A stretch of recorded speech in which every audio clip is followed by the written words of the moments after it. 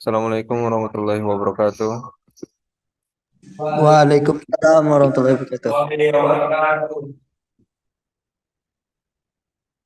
Di sini saya ingin mempresentasikan materi saya yang berjudul pengembangan desain batik melalui penggunaan geometri fraktal Code Snowflake.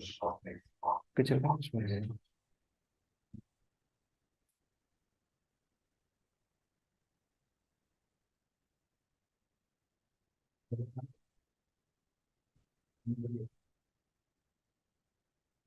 Yang pertama, apa itu batik?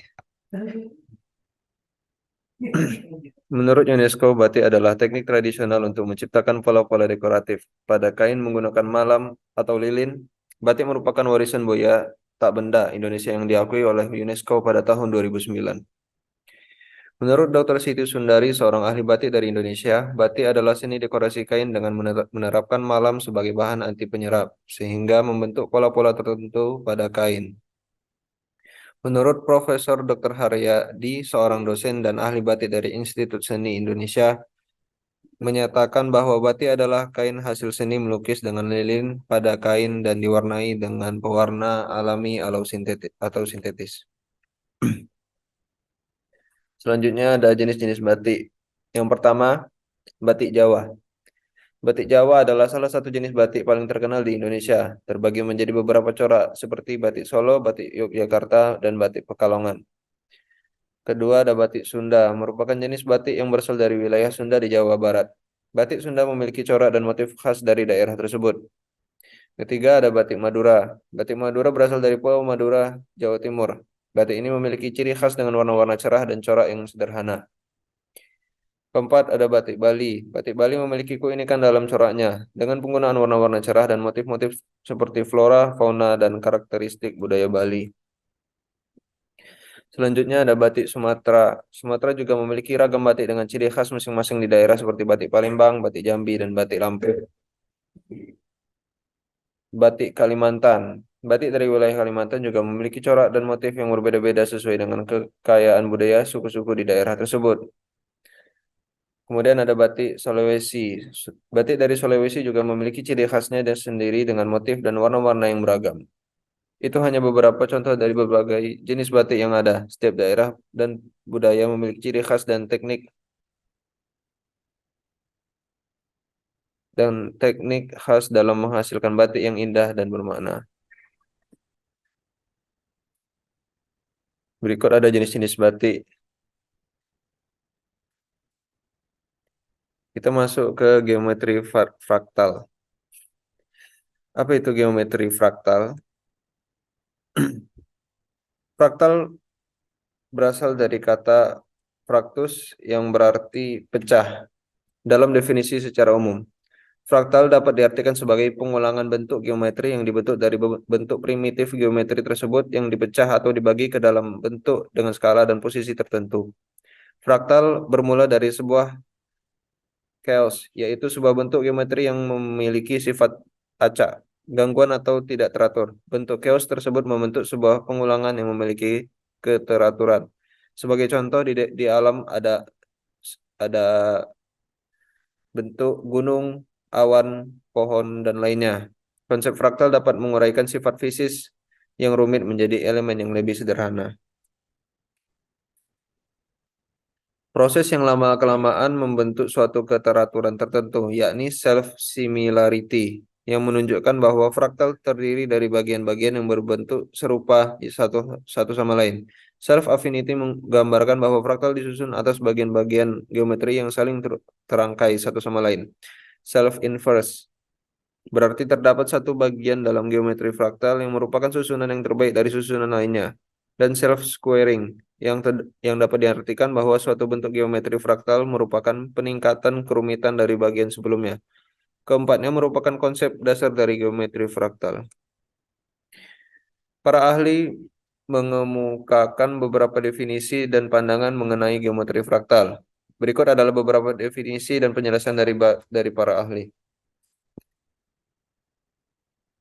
Satu,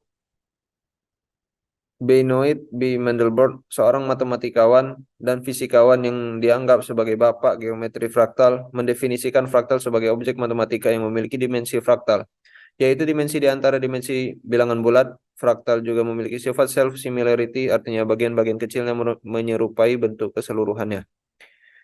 Yang kedua, Michael F. Barnsley, seorang matematikawan yang berperan penting dalam pengembangan teori sistem fraktal, mendefinisikan fraktal sebagai objek yang dapat dihasilkan melalui proses transformasi berulang dengan aturan tertentu. Ia menggunakan alat matematika yang disebut sistem fungsi berulang atau Iterated Function System (IFS) untuk memodelkan fraktal. Fraktal Koch-Snowflake. Koch Snowflake atau yang sering disebut bunga salju Koch ditemukan oleh matematikawan dari Swedia yang bernama Helge von Koch pada tahun 1904. Kurva Koch mempunyai karakteristik menarik, yaitu A. Masing-masing segmen adalah pertambahan panjang 4/3 dari sebuah faktor. Oleh karena itu, K N tambah 1 adalah 4/3. Sepanjang KN dan KI mempunyai total panjang 4/3 aksen. B. Ketika N bertambah besar, kurva masih nampak untuk mempunyai kekasaran dan bentuk yang sama. C. Ketika N menjadi tanpa batas, kurva mempunyai suatu panjang tanpa batas, sedangkan areanya terbatas. Fraktal Koch-Snowflake merupakan hasil dari modifikasi kurva Koch yang mana didasarkan pada garis-garis yang mempunyai arah tertentu dan dihubungkan satu sama lain. Sehingga langkah pembentukan kurva Koch dimulai dengan sebuah garis lurus. Untuk membentuk kurva Koch orde 1, K1, K1 tersebut dibagi menjadi 3 bagian. Kemudian bagian tengah diubah menjadi segitiga sama sisi tanpa alas sehingga menjadi bentuk bangun dengan 4 buah segmen garis. Selanjutnya untuk membentuk kurva Koch orde 2, lakukan hal yang sama seperti sebelumnya pada setiap segmen garis dari K1, yaitu membagi setiap segmen menjadi 3 bagian baru. Lalu bagian tengah diubah menjadi segitiga sama sisi tanpa alas sehingga akan terbentuk bangun dengan 4 segmen garis baru di setiap segmen garis pada bangun K1. Dengan cara yang sama, kurva Koch untuk orde yang lebih tinggi atau K bisa diperoleh dari modifikasi kurva Koch orde sebelumnya. Berikut contoh kurva Koch.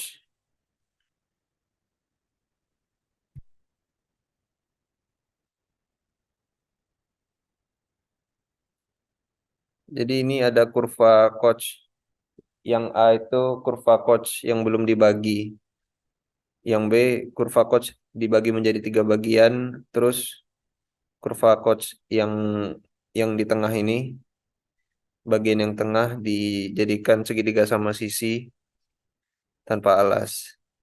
Terus yang kurva ada segitiga nih dikali 4. Jadilah kayak gini. Jadi D. Terus di berulang-ulang terus kayak gitu sampai dia melingkar jadi pola fraktal Koch Snowflake. Fraktal Koch Snowflake dibangun dari kurva Koch yang dibangkitkan pada sisi-sisi segitiga sama sisi. Didasarkan pada garis-garis yang mempunyai arah tertentu akan dihubungkan satu sama lain. Variasi Koch Snowflake dapat dilakukan dengan cara menghubungkan antar inisiator atau bentuk dasar dan generatornya atau bentuk perulangan. Variasi bentuk Koch Snowflake. Pada dasarnya variasi dari Koch Snowflake ini dapat dilakukan dengan cara pembangkitan berbagai generator atau hasil dari production rule pada sebarang segmen garis pada sisi bidang inisiator atau bentuk awal. Pengembangan variasi Koch Snowflake di antaranya jenisnya adalah luas bertambah, luas berkurang, dan luas tetap. Variasi Koch Snowflake dengan luas berkurang dikenal juga dengan sebutan anti-Koch Snowflake. Sesuai dengan namanya, variasi ini dibangkitkan dengan cara yang berlawanan dengan variasi luas bertambah, yaitu dengan cara membangkitkan generator pada sisi bidang inisiator ke arah dalam atau pusat seperti dalam. Contohnya gambar yang ada di samping. Selanjutnya adalah variasi Koch Snowflake dengan mempertahankan luas atau luas tetap, variasi yang merupakan perpaduan antara Koch Snowflake luas bertambah dan Koch Snowflake luas berkurang. Yang A inisiator dan generator segitiga sama sisi, yang B inisiator segi 6 sama sisi, generator segitiga sama sisi. Jadi ini kayak tadi yang kurva tuh dibengkok-bengkokkan. Di sini ada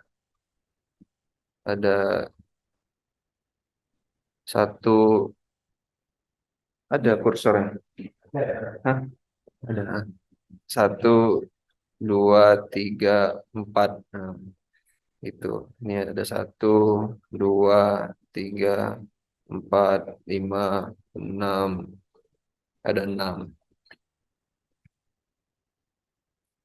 Nah, sama kayak gini juga. Yang A inisiator generator segitiga sama sisi, yang B inisiator dan generator bujur sangkar atau dikenal juga dengan sebutan quadratic Koch. Yang C inisiator segi 6 sama sisi dengan generator segitiga sama sisi. Digabung. Segitiga sama sisi sama segi 6 sama sisi dengan generator segitiga sama sisi.